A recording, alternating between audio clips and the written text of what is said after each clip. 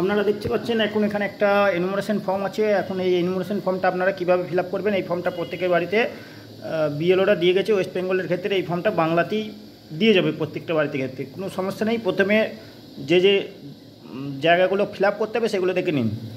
এই ফর্মটার প্রথমে আছে ডেট অফ বার্থ অর্থাৎ জন্ম তারিখ।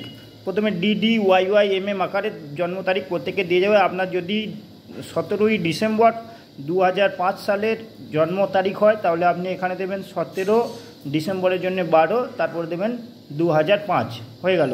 অপশনাল আধার কার্ডটা এরপর আছে আধার কার্ডের নাম্বার। আধার কার্ডের নাম কিন্তু অপশনাল আছে, চাইলে আপনি দিতেও পারেন, নাও দিতে পারেন। মোবাইল নাম্বারটা অবশ্যই দিতে লাগবে, কারণ হচ্ছে মোবাইল নাম্বারে পরবর্তী ক্ষেত্রে বিভিন্ন কারণে আপনাকে ফোন করা হতে পারে এবং একটা চালু মোবাইল নাম্বারে আপনাকে দিতে হবে, যেটা আপনি রিচার্জ করেন। এরপরে আছে আপনার ফাদার নেম বা গার্জেন নাম। এই জায়গায় আপনাকে বাবার নাম দিয়ে দিতে হবে, যার যার গার্জেন মা বা দাদু তার ক্ষেত্রে মা বা দাদুর নামই দিয়ে দিতে হবে। এবং তারপরে বাবার এপিক কার্ডের নাম্বারটা দিয়ে দিতে হবে। তারপরে আছে মাদার নাম, মায়ের নামটা দিতে হবে এবং তারপরে মায়ের এপিক কার্ডের নাম্বারটা আবার ঠিক এই জায়গাতে দিয়ে দিতে হবে। এরপরে কারো যদি ওয়াইফ থেকে থাকে তো তার ওয়াইফের নামটা দিয়ে দেবেন এবং ওয়াইফের এপিক কার্ডের নাম্বার থেকে থাকলে ওয়াইফের এপিক কার্ডের নাম্বারটা দিয়ে দেবেন। এর পরের কলমে চলে আসছি। এর পরের কলমে দুটো পার্ট আছে, পার্ট 1 পার্ট 2।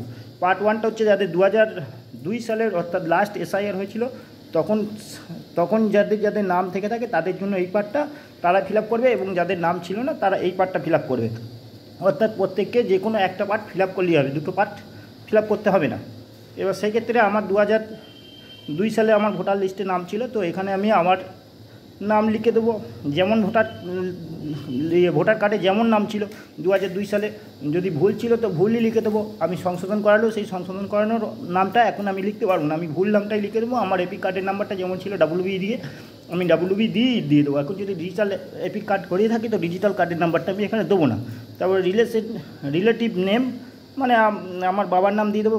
ভোটার কার্ডে সবসময় বাবা নামই দেওয়া থাকতো গার্জেন হিসাবে, তো সেই ক্ষেত্রে আমি আমার বাবার নাম দিয়ে দেবো। রিলেশনশিপের জায়গায় আমি লিখে দেবো ফাদার মানে বাবা। আমি যার নামটা দিয়েছি রিলেটিভ নেম সে আমার বাবা, সেই জন্য আমি এখানে আমার বাবা লিখে দেবো ফাদার। তারপর আমার নিজ ডিস্ট্রিক্ট, নিজ স্টেট তো ওয়েস্ট বেঙ্গল সবার ক্ষেত্রে। এরপর চলে আসি আমি এসি নেম, আপনাদের কোন এসিতে আপনি পড়েন। আমি যেমন এখানে নদিয়ার আন্ডারে রয়েছি, নদিয়ার আন্ডারে আমার এসির নাম হচ্ছে কালীগঞ্জ এসি, তো আমি এখানে 80 কালীগঞ্জ এসি দেবো। এসি নাম্বার হচ্ছে 80, আর এসির নাম হচ্ছে আমার কালীগঞ্জ এসি মানে বিধানসভার নাম হচ্ছে কালীগঞ্জ বিধানসভা, আর নাম্বার হচ্ছে 80। পার্ট নাম্বার আমি দিয়ে দেবো। পার্ট নাম্বার আমি কোথা থেকে পাবো? পার্ট নাম্বার আমি আমার যে ভোটার কার্ডের লিস্ট যে ডাউনলোড করেছি 2002 সালে সেখান থেকে আমি পার্ট নাম্বার এবং আমার কত নাম্বারে নাম আছে, কোন স্কুলের আন্ডারে পড়ছে আমি কত নাম্বারে নাম আছে সেটা আমি দিয়ে দেবো। এবার আমি চলে আসি নেক্সট পার্টে। যাদের 2002 সালে লিস্টের নাম ছিল না তাদের জন্য এটা। তো সাপোজ ধরুন আমার ছেলের নাম ছিল না, তো আমি এখানে আমার ছেলের নাম দিয়ে দিলাম। উনি এখন ভোটার কার্ড আছে এখন বর্তমানে, কিন্তু 2002 সালে নাম ছিল না, আমি ওর নাম দিয়ে দিলাম। ওর যে কার্ডেরটা আছে সেই কার্ডের নাম্বারটা দিয়ে দিলাম। রিলেশনশিপ টাইপে আমার নাম দিয়ে দিলাম, যেহেতু আমি ওর বাবা, আমি গার্জেন। তারপর এখানে ফাদার দিয়ে দিলাম, ডিস্ট্রিক্ট দিয়ে দিলাম, স্টেট দিয়ে দিলাম, অ্যাজ ইউজুয়াল এসি নাম্বার দিয়ে দিলাম, এবং এখন বর্তমান তার কোন এসি নাম্বারটা কত আছে, এখন সেই 80 আছে, 80 দিয়ে দিলাম, পার্ট নাম্বার দিয়ে দিলাম, সিরিয়াল নাম্বার দিয়ে দিলাম। আর একটা গুরুত্বপূর্ণ তথ্য, এই ফর্মটা খুব সাবধানতা অবলম্বন করে ফিল আপ করবেন, কারণ হচ্ছে ভুল হলে একটু ডিস্টার্ব হতে পারে।